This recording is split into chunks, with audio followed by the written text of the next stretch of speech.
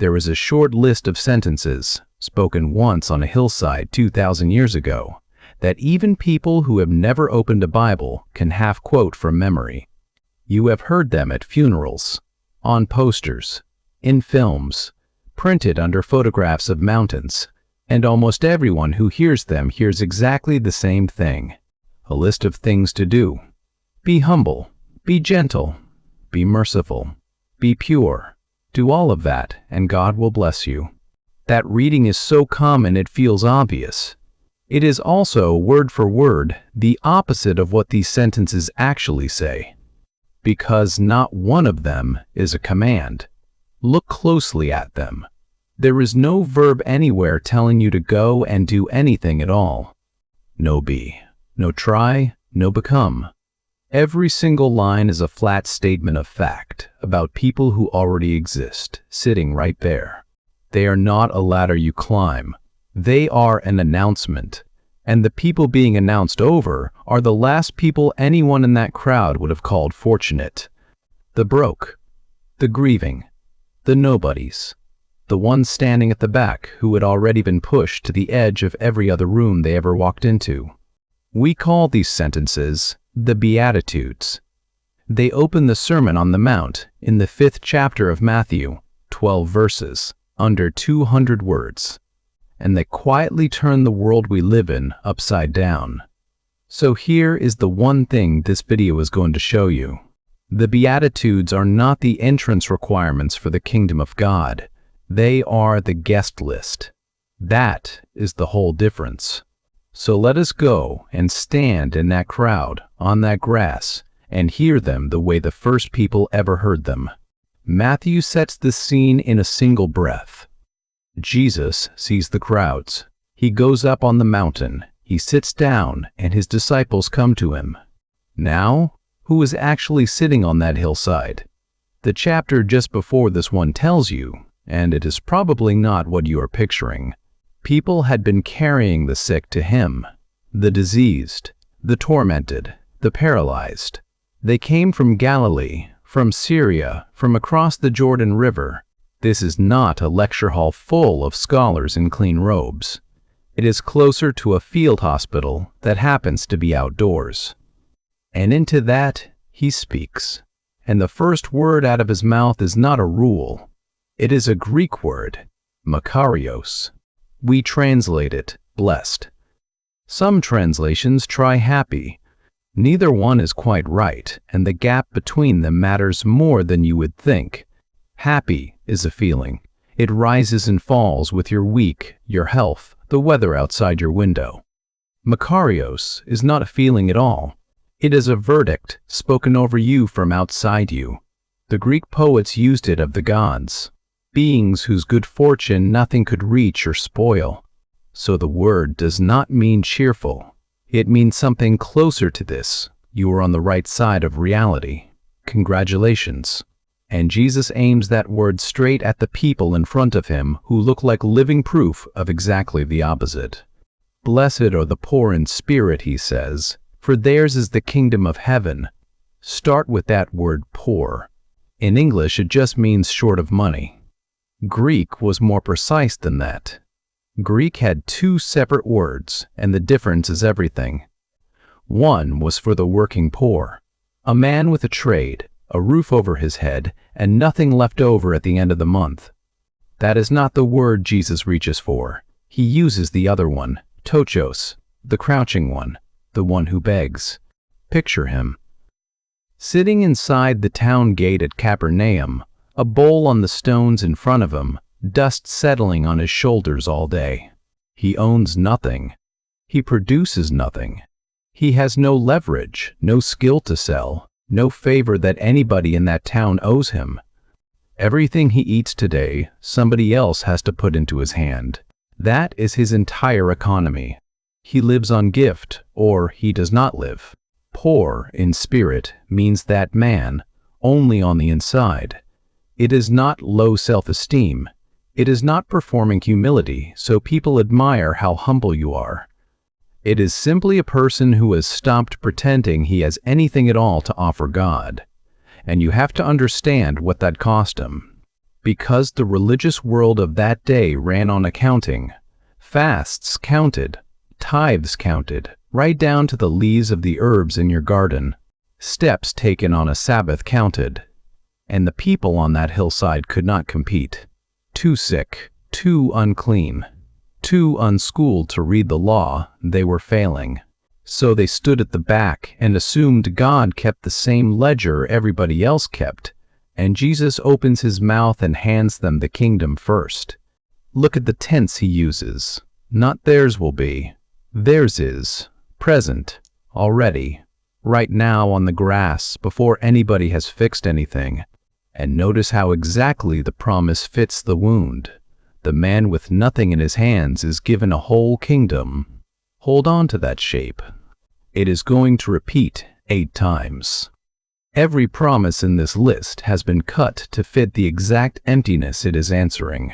But here is where it gets complicated, because Matthew is not the only writer in the Bible who wrote these words down. Luke has his own version in his 6th chapter, a different setting, a level place, not a mountain, and a noticeably shorter list.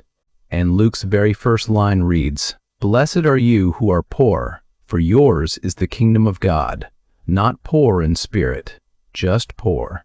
It is the same Greek word underneath, tochos, beggar poor. Luke simply drops the qualifier and leaves the sentence standing there completely bare. And he keeps going that way. Blessed are you who are hungry now. Not hungry for righteousness, the way Matthew has it, just hungry.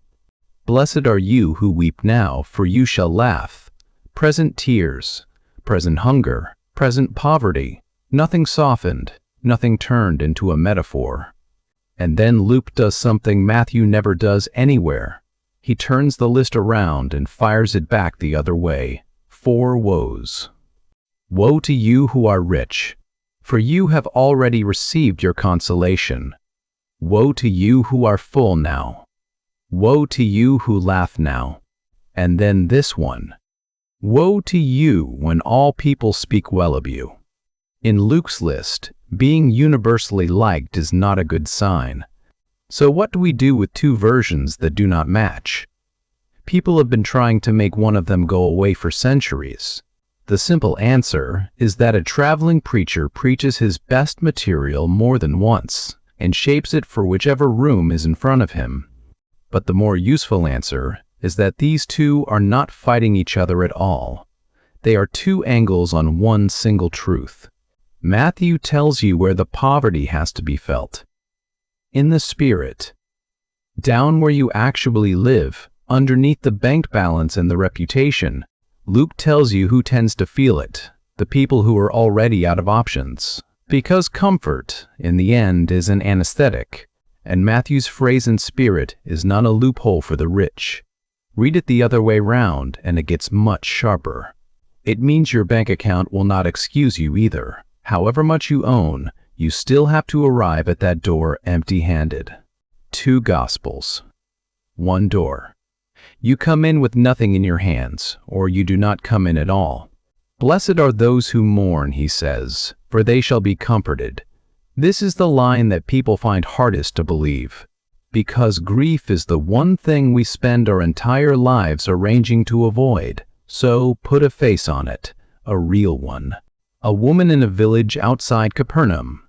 Her husband died in the spring. She sits by a hearth that has gone cold and stayed cold. There is no sun to work the field. There is nobody left whose job it is to feed her. Nobody is coming. In that world she has not simply lost a man. She has lost her place in the economy entirely. She is a ghost who still has a body.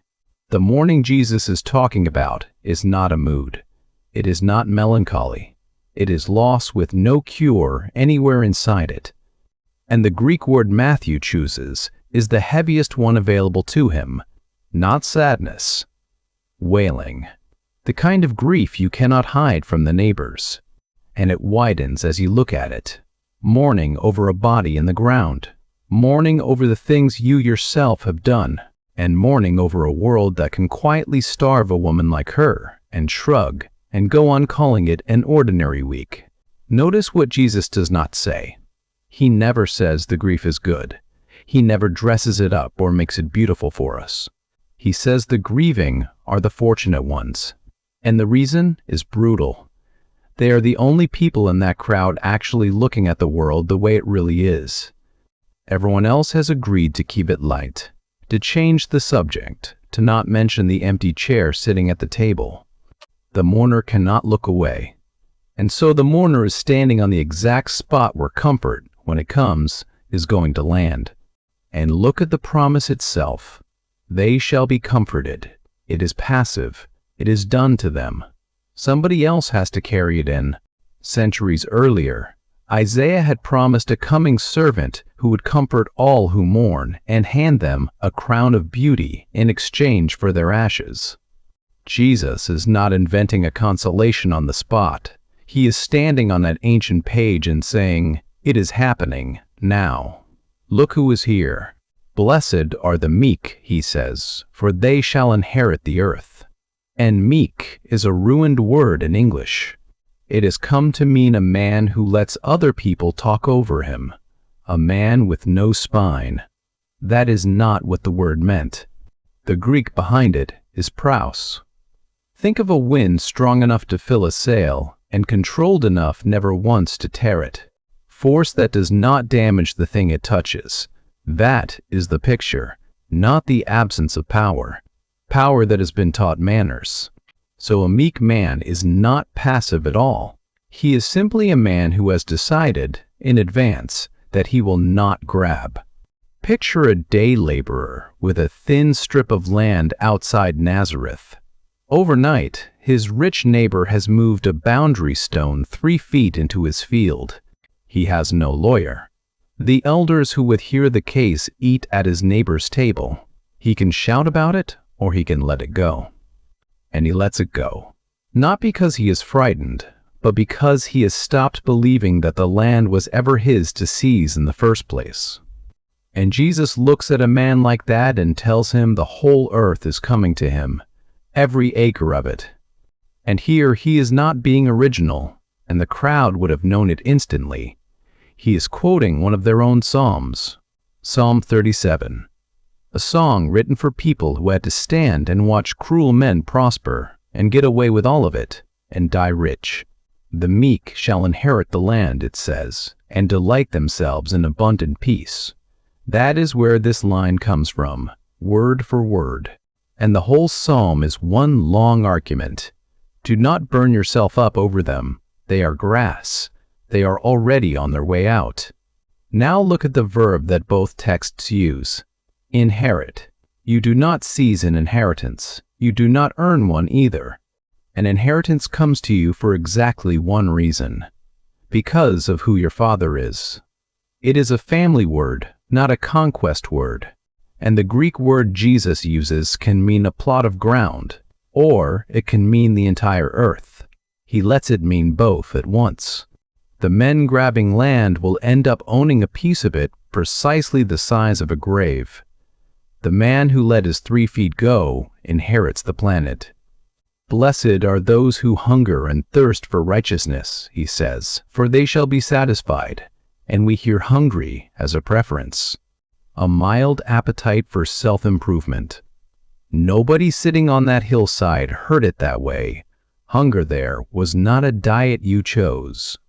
It was what one bad harvest did to your children in front of you over the course of a single winter. And thirst was worse. 2 days from a well in that country, and thirst is no longer something you feel.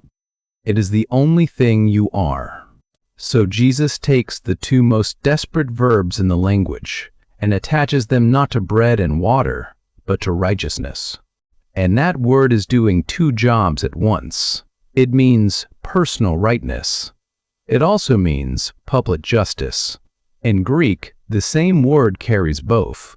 So the line blesses 2 very different aches. There is the man sick of his own crookedness, who cannot get free of it however hard he tries. And there is the widow who watched a judge quietly sell her case to the man with deeper pockets, and who aches for the world to be set straight. We split those 2 apart, personal holiness in one box, justice in another. Jesus puts them in one sentence and welds them together. And notice, once again, who is not being blessed here. He does not bless the righteous. He blesses the ones who are starving. You do not qualify by being good. You qualify by aching for a goodness that you have not got and cannot manufacture. And then the promise, they shall be filled. And the Greek verb sitting behind that is, of all things, a farmyard word.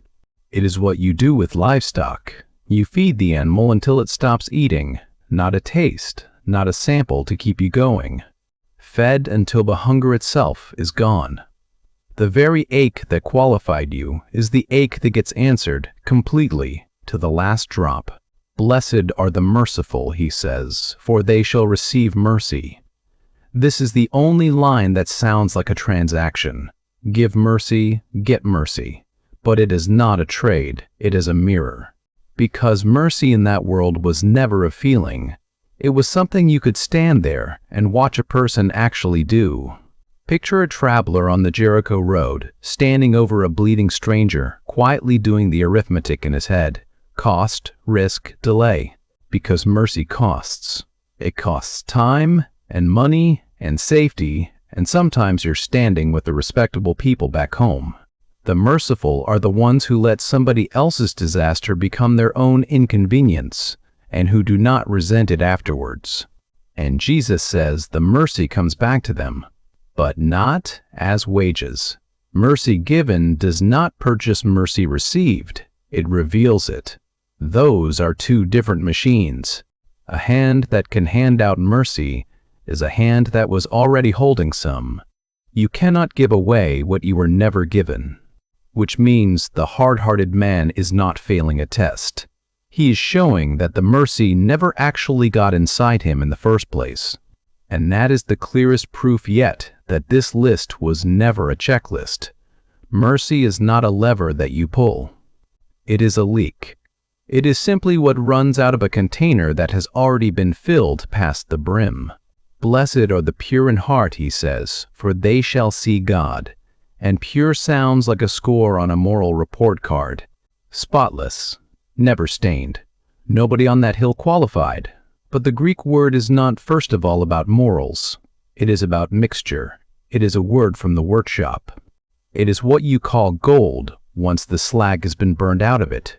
Milk with no water added. Cloth with nothing else woven in. Pure means one thing, all the way through. Unmixed, undivided. A single substance with nothing else hiding inside it. So pure in heart is not the man who never had a filthy thought. It is the man who is not secretly two men. Picture someone praying in the temple courts. Eyes closed. And one eye just slightly open, checking to see who is watching him pray. His prayer is real. It is also a performance. Two motives braided into one action, and he could not untangle them now if he tried. That is the opposite of pure. And notice, the problem is not that he is dirty. The problem is that he is split. The Psalms had already asked the question, who shall ascend the hill of the Lord? The one with clean hands and a pure heart. And here is the promise Jesus attaches. They shall see God. Sit for a moment with how enormous that is. Because in that Bible, nobody sees God and survives it. Even Moses was hidden in a cleft of rock and shown only the back of the glory. And Jesus hands that impossible thing to the undivided heart, not to the brilliant, not to the spotless, to the unsplit. Perhaps because a divided heart cannot look at anything straight, it always has one eye somewhere else. Least of all can it look at God. Blessed are the peacemakers, he says, for they shall be called sons of God. And the word he uses is a compound.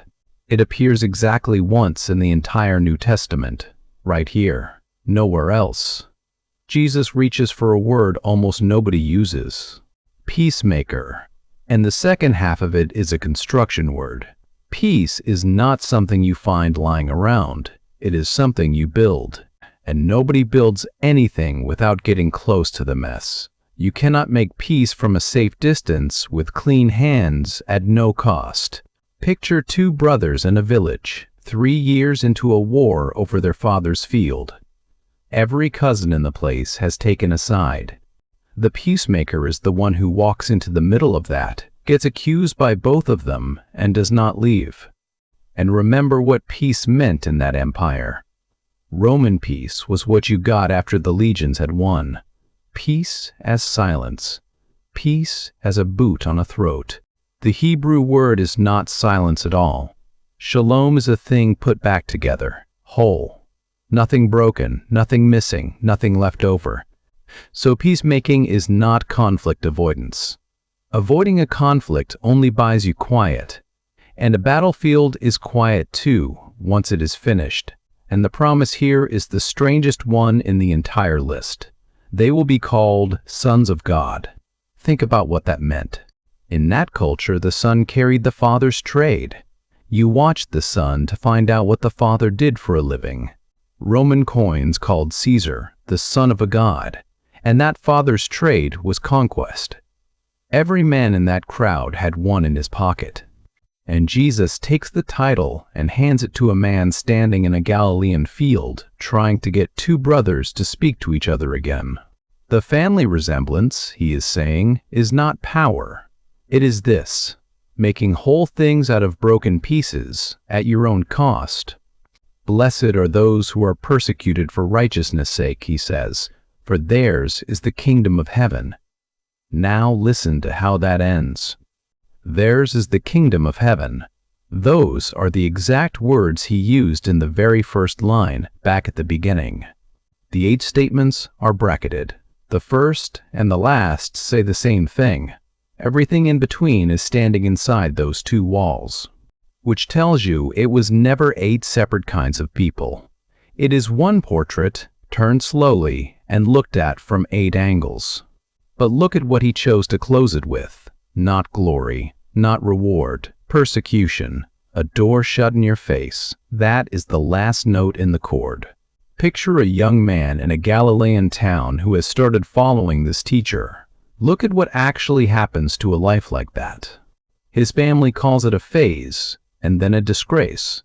The synagogue discusses him with the door closed. The work stops coming in. No arena, no lions, nothing you could ever put in a painting. Just a life quietly being made smaller month after month. And notice the reason attached to it. Persecuted for righteousness' sake. That one little qualifier is doing an enormous amount of work. There is no blessing here for the man who is disliked because he is insufferable. Being hated is not, all by itself, holy. The blessing belongs to the person who is pushed out precisely because he has been living the 7 lines that came before this one. And that is the moment you finally see what those 7 lines actually cost the person who lives them. Be poor in spirit in a world built on self-promotion. Be meek where everyone is grabbing. Make peace where everyone has already chosen a side. Do that, and you will not be applauded. You will be resented. Because the kingdom he describes is a rival to the one we have built. And then Jesus does something he has not done once in the entire list, and it changes everything. He changes the pronoun. For 8 lines, it has been they. Blessed are the poor. Theirs is the kingdom. 3rd person, a description of a kind of person. And now, blessed are you when others revile you and persecute you and utter all kinds of evil against you falsely on my account. You. The people sitting on the grass in front of him. He steps out of the portrait and points straight into the crowd. And this, by the way, is why nobody can quite agree on how many Beatitudes there even are. You may have noticed. Count the ones that say they, verses 3 through 10, and you get 8, sealed at both ends by the very same kingdom. Count this last one, the one that says you, and you get 9. Both counts are honest. They are simply counting different things. But notice what the 9th one adds that the other 8 never said anywhere. 3 small words. On my account. The reason for the hatred has just become a person, and with those 3 words, the sermon stops being wisdom and becomes a claim. And his answer to that hatred is not endurance. Rejoice and be glad, he says, for your reward is great in heaven. And then the strangest comfort ever offered to anybody. For so, he says, they persecuted the prophets who came before you. Meaning the hostility is not evidence that you have got it wrong. It is the receipt. You are standing in the prophet's line. And then, without pausing, he turns the description into an identity. You are the salt of the earth, he says. Not you should be, you are. The same grammar as every line before it. Salt in that world kept things from rotting. It was rubbed into fish so that a whole village could still eat through the winter. And he looks at these people, the broke, the grieving, the ones with nothing. And he tells them they are what is holding back the rot. You are the light of the world, he says. And a city set on a hill cannot be hidden by anybody. A hill town at night, lamps burning in the windows. You can see it from miles off. It is not trying to be seen. It cannot help it. And that is the last turn of the whole passage. Because everything the Beatitudes describe is invisible from the outside. Poverty of spirit. Private grief. A heart with no seam running through it. None of that shows. None of it photographs. And Jesus says the invisible thing shines anyway. Salt cannot hide what it does. A city on a hill cannot hide. Let your light shine before others, he says, so that they may see your good works and give glory to your Father in heaven. And look where the glory finally lands. Not on you. The light is meant to be seen and then looked straight past. So go back to the top and read those 9 lines one more time and notice what is missing from every one of them. No if, no provided that, no unless, not one condition anywhere, just 9 flat statements about who is already standing inside the kingdom of heaven. If you came to these verses looking for the entrance exam, you are not going to find it. There isn't one. There never was. The kingdom does not go to the qualified. It goes to the empty, the grieving, the gentle, the starving, the merciful, the undivided, the peacemakers, the pushed out. And if you have been listening to that list and quietly recognizing yourself in the wrong half of it, then understand what has just happened here. The first word of the greatest sermon ever preached was not aimed over your head. It was aimed straight at you. And the word was blessed.